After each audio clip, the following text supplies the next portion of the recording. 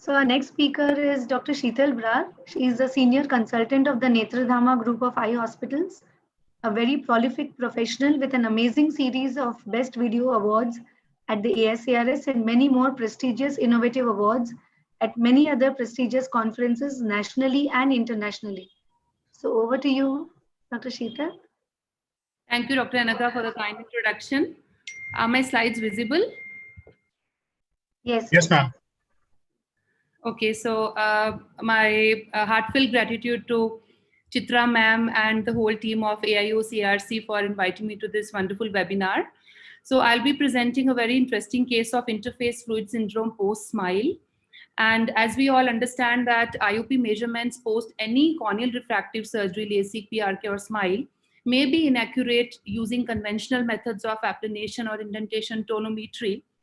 And due to this, we might miss subtle cases of steroid response, especially if the IOP appears to be within the normal range and the OCT does not really show a clear evidence of interface fluid. So it's important to identify these cases early, because if we don't identify, then the visual acuity may deteriorate, which may lead to an unhappy patient, and also it can cause optic nerve damage in susceptible patients. So this particular case, which I'm showing today, discusses the utility of advanced diagnostics for a diagnosis of subtle steroid response after SMILE procedure. So this was a 27-year-old male who presented with chief complaints of diminution of vision. And he presented in August of last year. He underwent an uneventful SMILE procedure 5 weeks ago. And after that, he did not follow up due to lockdown.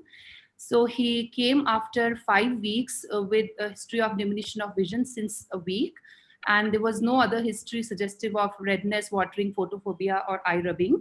His uncorrected vision had dropped to 612 and 624, and there was an acceptance of minus 0.75 with 0.5 in the right eye, improving to 6.9, and in the left eye, minus 0.75 with minus 0.75, also improving to 6.9. So when we asked him about his treatment history, he told that he was continuing with the steroid drops, which was the prednisolone eye drops in his case, and the actual regimen that we start our patients on is for 4 weeks, tapering weekly, whereas this patient was using the drops 2 times at 5 weeks. And he was also using lubricant eye drops. So basically, this was his clinical picture of both the right and left eye. So if you see, the interface otherwise looks okay, but there is a mild generalized epithelial haze. The cornea is not looking very clear. Also, this is the clinical photography, and for the right and left eye, interface does look clear. However, especially in the left eye, if you see carefully, it appears to be slightly widened. When we check the IOP by NCT, his IOP was 18 millimeters and 20 millimeters of mercury.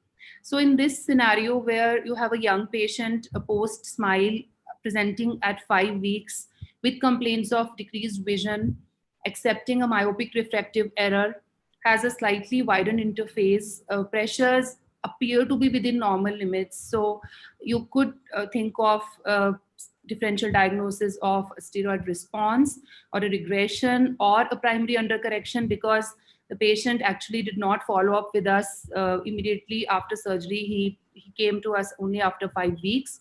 So this case poses a diagnostic dilemma. So we further investigated him using MS39, which is an anterior segment OCT based tomographer, and we did OCT and epithelial thickness profile, and also BIOP, which is the biomechanically corrected IOP, using the Corvus ST.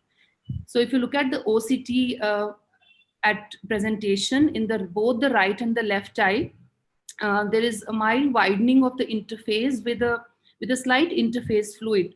The right eye, it's not very evident, so it can be easily missed. Left eye, it can be seen more clearly, but the right eye looks almost like normal.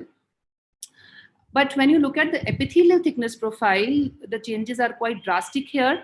In the right eye, the epithelial thickness profile in the center shows a thickening of epithelium, and the value is 69 in the center, in the left eye is 68. So definitely there is central epithelial thickening, which also is expected after any myopic refractive error. The patient's refractive error was almost around 3.5 diopters.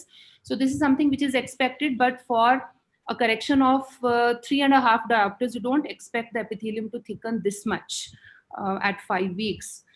So we also did BIOP. With BIOP, we could see that actually his pressure was 22 and 23 millimeters of mercury, which as compared to the NCT values was higher. So NCT values were 18 and 20 and BIOP was 22 and 23. So this was the test or investigation which actually made the diagnosis very clear that the patient was having a steroid response, a subtle steroid response. And therefore we discontinued his steroids and started him on dorzolamide eye drops, TID, for 1 week, and asked him to review after 1 week. So after 1 week, that is at 6 weeks post-op, these were the changes in the NCT and BIOP. The NCT values, which were 18 and 20, reduced to 12 in both the eyes, and the BIOP values, which were 22 and 23, came down to 17 in both the eyes. Now this value, which is 17 at 6 weeks, is actually similar to the preoperative value.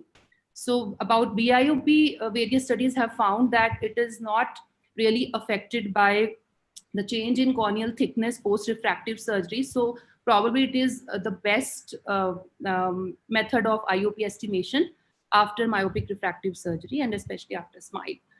So also changes in ASOCT are also evident. The interface fluid has almost resolved completely in both the eyes after 1 week. And this is the clinical photograph, also showing resolution of the interface fluid. And epithelial thickness profile also showed a reduction of about 13 microns in the central epithelial thickening. So at 5 weeks, it was 69 in the right eye. It reduced to 56, 13 microns. And in the left eye, it was 68 and it came down to 56.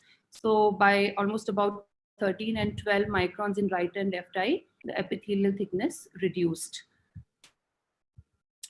So interface fluid syndrome after SMILE is has already been reported. And there was this report by Bansal et al., where they showed that interface fluid can also present as something known as ectasia, shifting ectasia, where due to the fluid, there were different types of changes, and the keratometry kept on changing. The topography was changing at different follow-ups. So this is another presentation due to another presentation of interface fluid that can be seen. So our case can potentially pose a diagnostic dilemma wherein a diminution of vision at 5 weeks post-op in a young patient who is accepting a myopic refractive residual refraction, has increased pachymetry associated with epithelial thickening, also has a subjective acceptance of cylinder in the presence of a normal appearing IOP using NCT. So if we just look at the NCT, so sometimes we might tend to ignore the NCT value because it looks like within normal limits, whereas a clinician might get worried about the other things which are seen, such as the myopic refraction acceptance and cylinder, which might make him think about doing an enhancement or on the lines of treating an ectasia. So if we have access to biomechanically corrected IOP, then it's good, because this is something which is shown clinically and experimentally to be less affected by corneal thickness and age as compared to Goldmann applanation tonometry. And especially the study by Chen et al., which was published recently in JCRS, they showed that after LASIK and SMILE, BIOP measurements were found to be less affected by corneal biomechanics. So in our case also, BIOP evaluation helped us to arrive at the correct diagnosis. So conclusion, our case provides further insights into steroid response occurring after SMILE and the signs associated with it. And since NCT is one of the commonest IOP measurement tools which is used worldwide, it may be suggested that correction factors should be derived for NCT from BIOP values, which could then be applied for better accuracy of IOP estimation after SMILE or LASIK or any other kind of myopic refractive surgery. Thank you so much for your kind attention. Thanks a lot, Sheetal. That was a very good learning video for all of us. So essentially, the interface, be it in SMILE or in FLAPS, is a potential space. And if the intraocular pressure, say the steroid-induced intraocular pressure goes up, then over and above the stromal imbibition pressure, the fluid is going to get tracked in. So it is here wherein the role of the endothelial pump action becomes critical to ensure that the fluid is also getting taken off. So my question to the expert panel is, like, what would be the scenario if it was an early fuchs which got missed out, and how would you deal with this kind of a situation? Yes? Yeah, if I could take the question in the sense that, basically, it's a combination of the endothelial pump not being as good as it should be, which is not usually the case in younger individuals, and intraocular pressure raise, which is induced because of the steroids which are instilled. So because the raise in intraocular pressure, there is a potential space that is created, whether it's a femtosecond LASIK flap or with a SMILE. And there the fluid collects, and that causes a diminution in the vision as well as the haze. It's a very nice presentation, Sheetal. I think you brought home a very important point in the sense that the more common cause for the haze and diminution of vision is DLK, and the treatment is exactly opposite between these two. And if you mistake it for DLK and pump up the steroids, that might actually further enhance the intraocular pressure raise. So it's important to differentiate the two. DLK more often happens soon after the treatment, while interface fluid collection happens a little later, and that actually calls for a reduction in the steroids and instilling drops and medications to control the pressure, which you nicely showed. I think the one thing which I was a little could not understand is why should the epithelial thickness go up in these cases? You of course nicely documented it. The raise as well as the, yeah, so this is essentially it is probably, it's not the epithelial hyperplasia, but this could get subtle steroid response due to the swelling of the epithelial cells itself. So that also is going to present as thickening. So it might not be the epithelial hyperplasia, because at 5 weeks, definitely some amount of hyperplasia will be there. But if you see the changes immediately after the treatment at 6 weeks, just 1 week after the treatment, once the pressure was controlled, the thickness reduced by about 13 to 12 microns. No, so you this could documented it very nicely, but so this probably could be just the swelling of the cells. The cells themselves might, they're holding water, and then it could be just interpreted as an early indication of steroid response. So this is what I wanted to highlight in this case, is that even though you might not have a very clear evidence of interface fluid, because that's what we see at higher pressures than this, because in this patient BIOP was 22, 23 and NCT was 18 and 20. So if it is like something more than 30 or 35, then we would actually see the fluid very clearly. But here fluid also can be missed. But of course we had this in mind. So we could see that in the left eye there is fluid, and right eye was almost like a normal interface. But in the right eye also, despite having not much of fluid, you could actually see the epithelial changes very clearly. So probably it's the epithelial edema, which also manifests. In conventional corneal edema, when corneal edema becomes edematous, it's usually the stroma which where the fluid collects, and it's not the epithelium which swells up. And of course, you showed it, and and also the fact that the epithelium thickness came down. But it's normally in interface fluid syndrome, it is a potential cleavage space that you have created where the fluid collects and where the haze is. Usually the epithelial, logically the epithelial thickness should not go up, because even in an edematous cornea, it's usually a stroma which swells up. Ram, this is again epithelial edema, because when you have acute increase in IOP, then you see epithelial edema. In angle closure glaucoma, you see epithelial edema. The epithelium is very steamy. Here also with steroid response, it is happening over a short period of time. Maybe after a week or so, there is an increase in the IOP. When you have an increase in the IOP, you can get epithelial edema. Here it is subtle. So the cornea is not so steamy.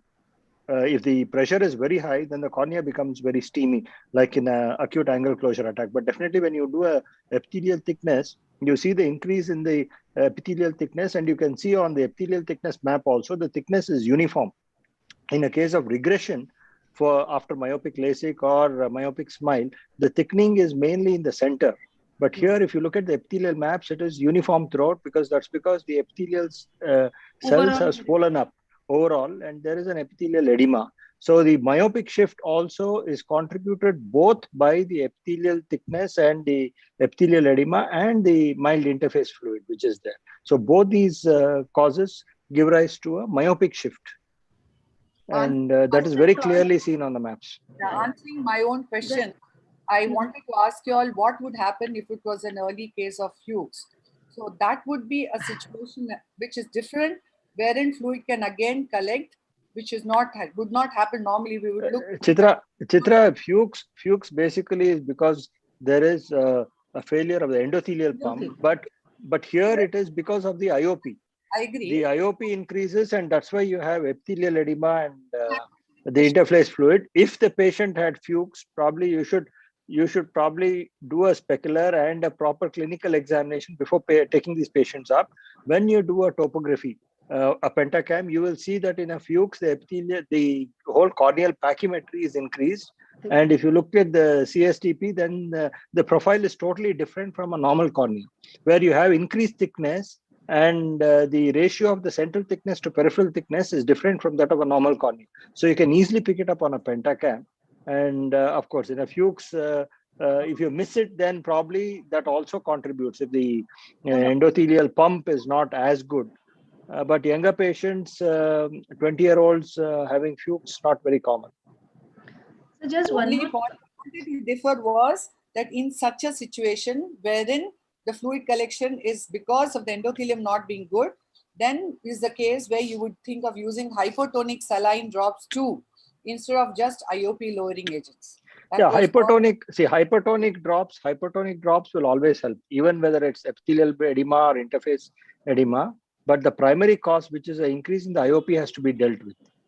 So along with reducing the IOP, you can also put them on hypertonic drops, which will reduce the epithelial edema and draw out the fluid from the interface. But as long as the IOP is high, then whatever you're putting on the surface may not really help. I think, Dr. Chitra, it is more of a theoretical question from your side, because Fuchs may not be there in this age group. Very rarely there are people beyond 40 where we do these procedures. And their endothelial assessment would be needed. But I can understand, Sheetal, and it was very nice documentation. Like your first time showed that epithelial mapping can be a guide to assess the decrease in edema in cases with epithelial edema happening in these cases, and that it indirectly also correlate with the strobel getting clearer from the fluid collection also. So this is a very nice way to depict. Congratulations, it's a good way to see. And very good point. Very good point. Good point. The reason why I brought up this hypertonic saline was Sheetal has shown one article where she has claimed that the hypertonic saline drops was used to lower. I saw your presentation as the IOP. No.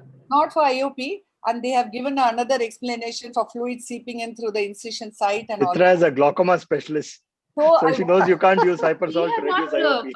No. In your thing. Anyway, I'll discuss. So that connection, I said, that would be a Fuchs which has got missed out, for which you would need to use hypertonic saline. Otherwise, in interface fluid, IOP lowering agent is the only way it works. Okay, correct. One very important point which I wanted to bring out.